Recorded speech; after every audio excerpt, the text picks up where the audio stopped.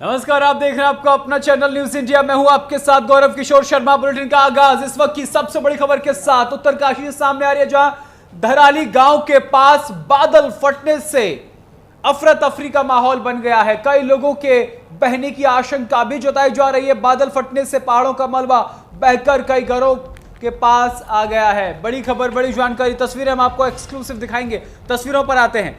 तस्वीरें इतनी भयानक हैं कि देखते ही ये आप समझ सकते हैं कि बादल फटने से किस तरीके की अफरा तफरी उत्तरकाशी में मची है। तो धराली में बादल फटा है और बादल फटने के चलते लोगों को काफी परेशानी का सामना करना पड़ रहा है।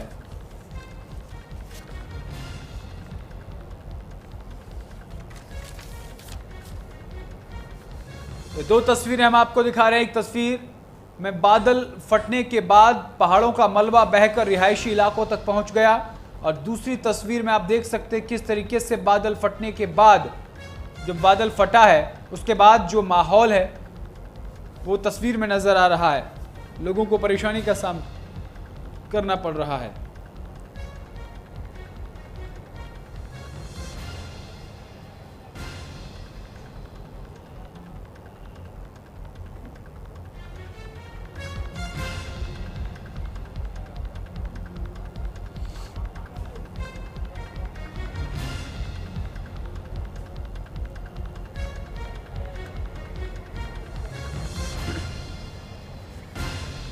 और इसी खबर पर विस्तार से चर्चा करने के लिए मेरे साथ न्यूज रूम से मिथिलेश नौटियाल मेरे सहयोगी जुड़ गए हैं। न्यूज रूम से मेरे साथ मिथिलेश, धराली उत्तरकाशी का एक गांव, वहां पर जिस तरीके से बादल फटा है, वर्तमान स्थिति क्या है? क्या अपडेट निकलकर सामने आ रहा है?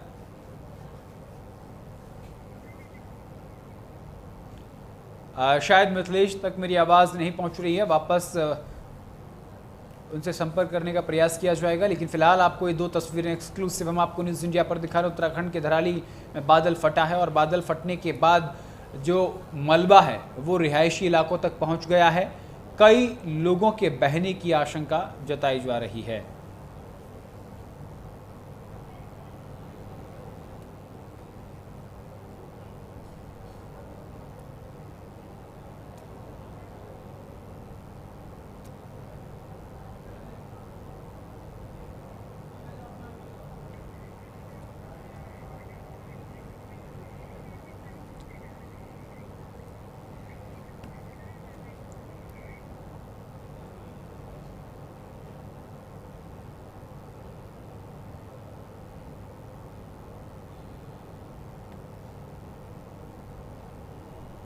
तो ये तस्वीरें हम आपको दिखा रहे हैं। बादल फटने के चलते भारी जनहानि की आशंका भी जताई जा रही है। ये देखिए, तस्वीरों में देखिए किस तरीके से मलबा बहकर रिहायशी इलाकों तक पहुंच रहा है। और विस्तार से बातचीत करने के लिए मेरे सहयोगी न्यूज़ रूम से मिथिलेश नौटियाल जुड़ गए हैं। मिथिलेश, जो उत्तराखंड के उत्तरकाशी का गांव है धराली, वहां पर बादल फटा है। खबर ये भी है कि कई लोग मलबे में बह गए हैं और मलबा बहकर रिहायशी इलाकों तक पहुंच गया है। जी गौरव, मैं ये बताना चाहता हूँ अपने दर्शकों को कि उत्तरकाशी का जो ये धराली एरिया है, ये मैं पहले भी बता चुका हूँ कि ये लैंडस्लाइड प्रोन एरिया है, अर्थक्वेक प्रोन एरिया है, जहाँ के लिए वैज्ञानिक बार बार ये अलर्ट जता चुके हैं कि ये इलाका जो है ये कभी भी बड़े भूकंप की जद में आ सकता है। यहाँ पर कभी भी कोई बड़ी प्राकृतिक घटना हो सकती है। भारी बारिश और बाढ़ का अलर्ट यहाँ पे पहले से जारी था, जैसे कि हमने कल अपने दर्शकों को बता दिया था कि रेड अलर्ट जारी हुआ है उत्तराखंड के लिए। और रेड अलर्ट का मतलब होता है कि नदी किनारे रहने वाले लोग छोड़ के दें अपने इलाके, साथ ही साथ जो जंगलों में रहने वाले लोग हैं वो मैदानी इलाकों में आ जाएं, सुरक्षित जगहों पे चले जाएं। तो रेड अलर्ट का मतलब ये पहले ही जारी जब हो चुका था, तो ये चीज़ें हो सकता है कि लोगों ने वो इलाके खाली किए हों, लेकिन ये कहा जा रहा है कि लोग अपने ही घरों में थे, कई लोग बह गए हैं। बाढ़ और सैलाब बहुत ज़बरदस्त का रूप से देखने को मिल गया है, रौद्र रूप ले लिया है उस भिलंगना नदी ने, उस जो धराली में है। और आप ये लगाइए कि लाखों गैलन पानी जब क्लाउड बर्स्ट के बाद ज़मीन पर आता है और ऊपर से जब वो उस भिलंगना नदी के साथ मिला है, तो वो वेग कितना ज़बरदस्त होगा। और उस वेग में कई लोग लापता बताए जा रहे हैं। कई घर तबाह बताए जा रहे हैं। अभी जो प्राइमरी इंफॉर्मेशन है वो ये है कि देहरादून से भी एसडीआरएफ की टीमें, एनडीआरएफ की टीमें हवाई मार्ग से भेजे जा रहे हैं उत्तरकाशी में, हवा से रेस्क्यू होगा। और इसके अलावा जो वहाँ पे लोकल एसडीआरएफ है वो भी मौके के लिए निकल चुकी है धराली के लिए। देखना ये होगा ये नुकसान कितना बड़ा है, क्योंकि मैं एक बार फिर से बता दूं गौरव अपने दर्शकों को कि उत्तरकाशी बार बार आपदा का दंश झेल रहा है। बार बार जब वैज्ञानिक वहां के लिए चेतावनी जारी कर रहे हैं, इसके बाद भी इन चेतावनियों को अनदेखा किया है इंसान ने। यानी कि बिल्कुल उत्तरकाशी पहले से बारिश का कहर तो झेल ही रही थी, और अब बादल फटने के बाद जो मलबा आया है उसका भी जो कहर है वो देखने को मिल रहा है वहां पर। जी, तो प्रशासन की क्या कुछ तैयारियां वहां नजर आ रही हैं? देखिए गौरव, क्योंकि जैसा मैं पहले बता रहा हूं कि रेड अलर्ट पहले से जारी कर दिया गया था। यानी अगर प्रशासन ने अपनी जो टीमें होंगी, जो एसडीआरएफ के या एनडीआरएफ के दस्ते होंगे, वो उन जगहों पर तैनात कर लिए होंगे पहले ही। अगर प्रशासन में इतनी समझ रही होगी तो उन जगहों पर उन्होंने अपने दस्ते तैयार कर लिए होंगे जो लैंडस्लाइड प्रोन है या फिर एक्सीडेंट प्रोन एरियाज़ हैं। तो पहाड़ों में अक्सर ऐसे देखने को मिलता है कि सरकार पहले से ही लगा देती है कि हाँ ठीक है, आप वहाँ डिप्लॉय हो जाइए, आप इधर डिप्लॉय हो जाइए, क्योंकि वो जगह ज़्यादा खतरनाक जगह है। तो ये धराली यहाँ पे जब पहले ही अलर्ट जारी हुआ था और आज वो असर देखने को मिल गया है कि पूरा जब क्लाउड बस्ट हो गया, और आप देख सकते हैं नज़ारे जो हमारे दर्शक देख रहे हैं, कितना भयानक रौद्र रूप ले लिया है नदी ने। तो ऐसे में ये कहा जा रहा है कि सबसे पहले हवाई मार्ग से भेजे गए हैं एसडीआरएफ एनडीआरएफ, जो लोकल एनडीआरएफ एसडीआरएफ है वो मौके पर चले गए हैं, लोगों को बचाने की कवायद शुरू करने होने वाली है। हालांकि नुकसान कितना हुआ है, कितने लोग हताहत हुए हैं, कितने लोग लापता हुए हैं, कितने घरों को नुकसान हुआ है, ये इंफॉर्मेशन बहुत जल्द हम अपने दर्शकों को बताएंगे गौरव। बिल्कुल। और इसी बीच हमारे साथ केदार सिंह यादव, पूर्व विधायक, हमारे साथ जुड़ गए हैं। केदार सिंह जी, न्यूज़ इंडिया पर बहुत बहुत स्वागत है। बड़ी खबर ये है कि किस तरीके से जो लोगों को परेशानी का सामना करना पड़ रहा है।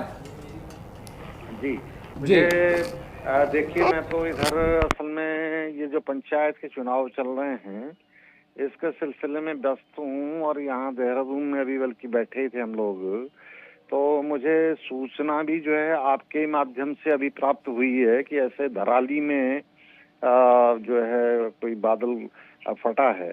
तो निश्चित रूप से जो धराली है ये गंगोत्री के पास है, और गंगोत्री यात्रा मार्ग पे ही है, मुख्य यात्रा मार्ग पे।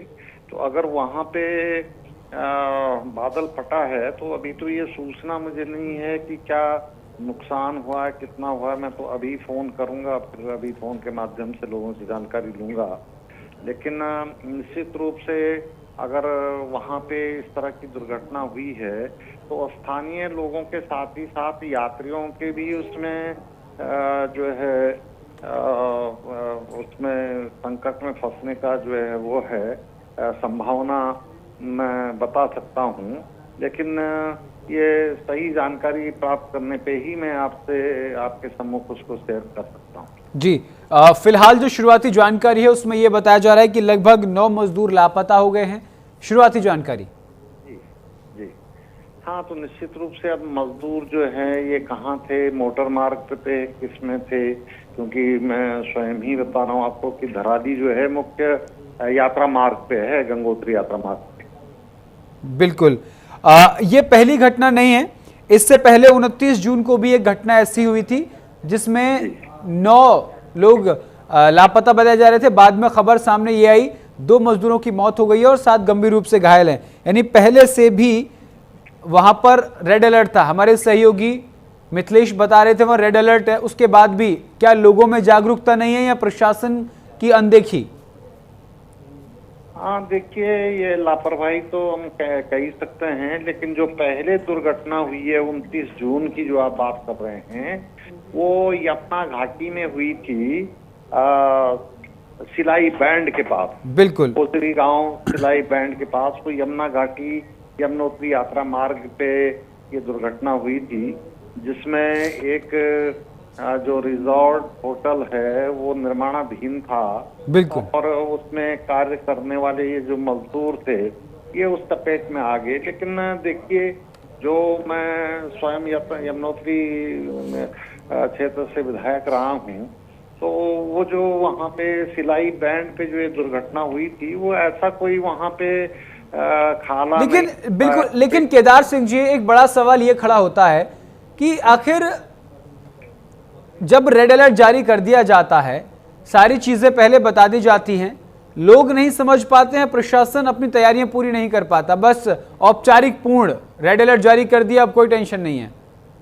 नहीं, देखिए, जहाँ तक रेड अलर्ट की बात है तो जो स्थानीय जनता है, मजदूर हैं, ये बेचारे इतने जागरूक तो नहीं होते हैं, लेकिन इसमें जिम्मेदारी तो जो है प्रशासन की बनती है कि उस क्षेत्र में जहाँ पे रेड अलर्ट घोषित किया गया है वहाँ पे इस तरह के अगर कोई वो हैं मजदूरों के वो हैं ठिकाने हैं या स्थानीय लोगों के ठिकाने हैं, तो उनको पहले ही जो है उन लोगों को रिक्त करवा देना चाहिए जहाँ जहाँ पे कि जो है दुर्घटना होने की संभावना हो सकती है।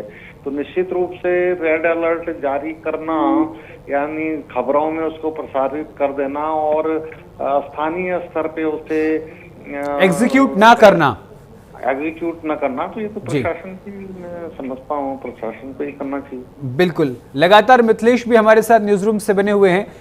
मिथिलेश, जिस तरीके से केदार सिंह रावत जी ये बात कह रहे हैं कि जो वहां की लोकल के लोग हैं वो जागरूक नहीं होते हैं, इसे औपचारिक भरपूर्ण समझते हैं, इसमें लोगों का भी सहयोग होना चाहिए रेड अलर्ट के बाद।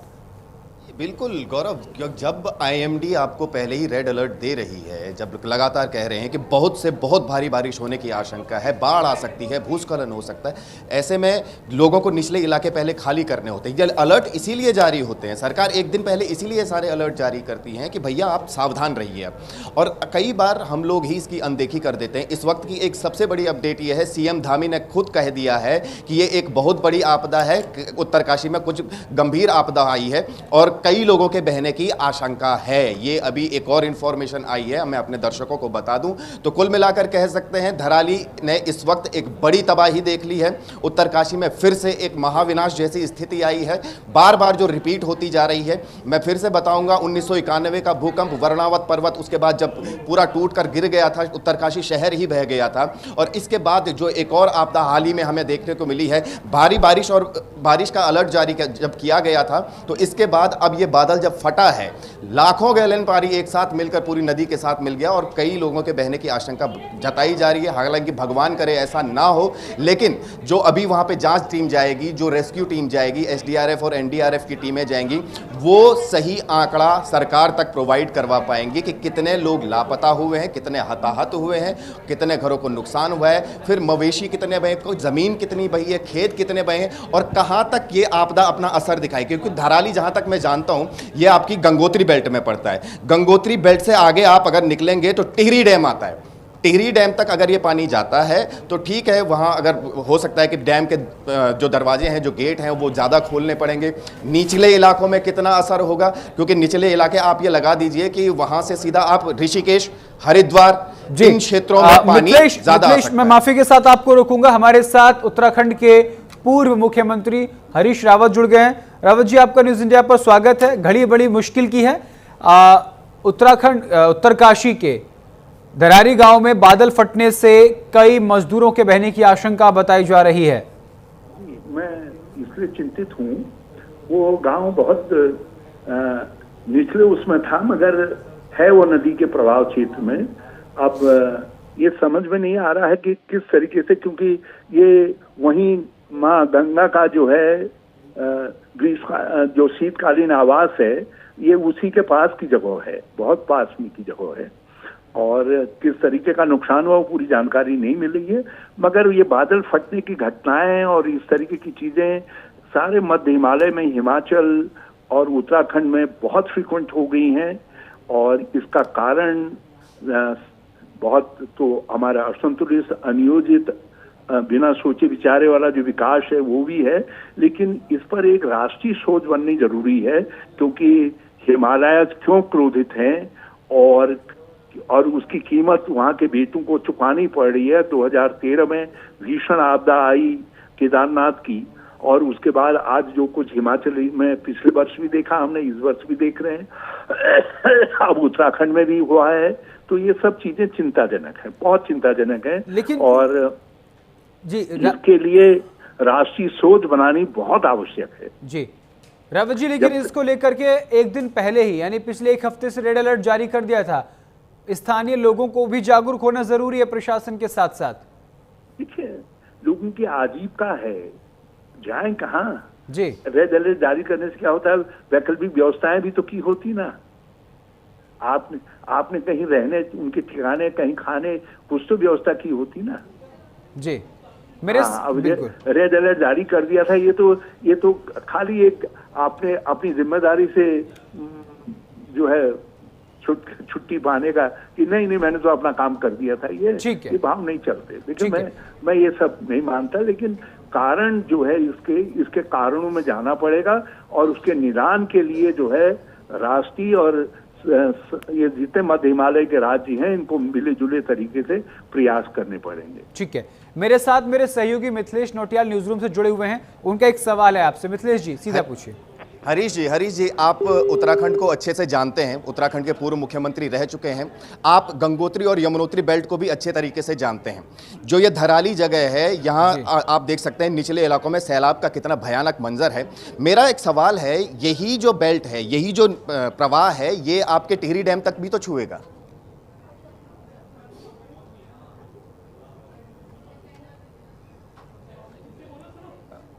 रावत जी, आपको आवाज आ रही है मेरी? शायद नहीं, आवाज नहीं जा रही, संपर्क टूट गया, दोबारा संपर्क करने का प्रयास करेंगे।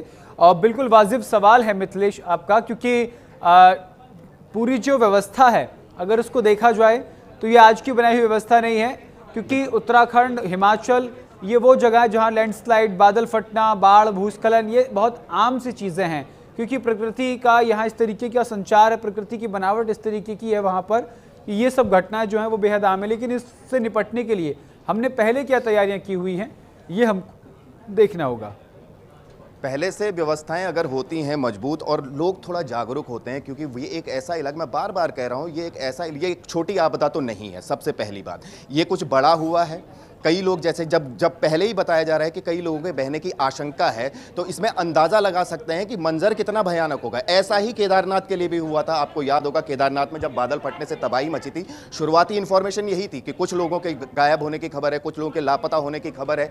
लेकिन उसके बाद जब वो तबाही का मंजर पूरी दुनिया ने देखा तो हैरान रह गए थे। ये पहाड़ किसी भी भारी चीज़ों को बनाने के लिए नहीं बने हैं। वैज्ञानिक बार बार कह चुके हैं कि जो यहाँ इतने अंधाधुंध दोहन हो रहा है ज़मीन का और अवैध निर्माण हो रहे हैं, लोग बड़े बड़े इमारतें, बड़े बड़े बांध बना रहे हैं, कच्ची मिट्टी, काली मिट्टी है वो, उस पर बांध टिक नहीं सकते हैं। और उन बांधों से जो लगातार उनसे मीथेन गैस निकल रही है, उस वजह से ये बिजली कड़कना, बादल का फटना, ये सारी घटनाएं होती हैं। और इन चीज़ों पर मेरे ख्याल से कभी भी किसी ने ध्यान नहीं दिया है। और उत्तराखंड वास्तव में आज के दौर में, उत्तराखंड का जो पूरा पहाड़ी इलाका है वो बड़ी तबाही के दौर से गुजर रहा है। बिल्कुल मिथिलेश, और पूर्व मुख्यमंत्री हरीश रावत भी इस बात को कहते हुए नजर आए कि बिना किसी सोच विचार के जो विकास के काम किए जा रहे हैं वो भी कहीं ना कहीं प्रकृति के साथ छेड़छाड़ के रूप में देखे जा रहे हैं। जी बिल्कुल बिल्कुल, लगातार जो काम हो रहे हैं, आप साइंटिफिकली नहीं देख पा रहे हैं उस काम को। आपको बस बनाने हैं, तैयार करनी है इमारतें, बांध खड़े करने हैं, सब चीज़ें खड़ी करनी है। और पहाड़ का इसी तरीके से विनाश हो रहा है। आप जहां देखेंगे, कभी गर्मियों में आग की घटनाएं हो जाती हैं, बारिश का मौसम आता है तो उसके बाद बाढ़ और बारिश जैसी घटनाएं आती हैं, भूस्खलन जैसी घटनाएं आती हैं, बादल फटने जैसी घटनाएं आती हैं। और अब सर्दियों में जब बर्फ गिरती है तो उस टाइम अब ग्लेशियर पिघलने से वहाँ हिमस्खलन हो रहे हैं। तो आप लगा सकते हैं कि कितना खतरनाक है ये क्लाइमेट चेंज, इस तरीके से मनमाने तरीके से विकास करना। तो ये सब वजह हैं इसकी, गौरव। बिल्कुल, और बहुत सारी ऐसी चीज़ें हैं जिनके चलते उत्तराखंड में जो है ये आपदाएं लगातार पैर पसार रही। बहुत बहुत शुक्रिया मिथिलेश तमाम जानकारी के लिए।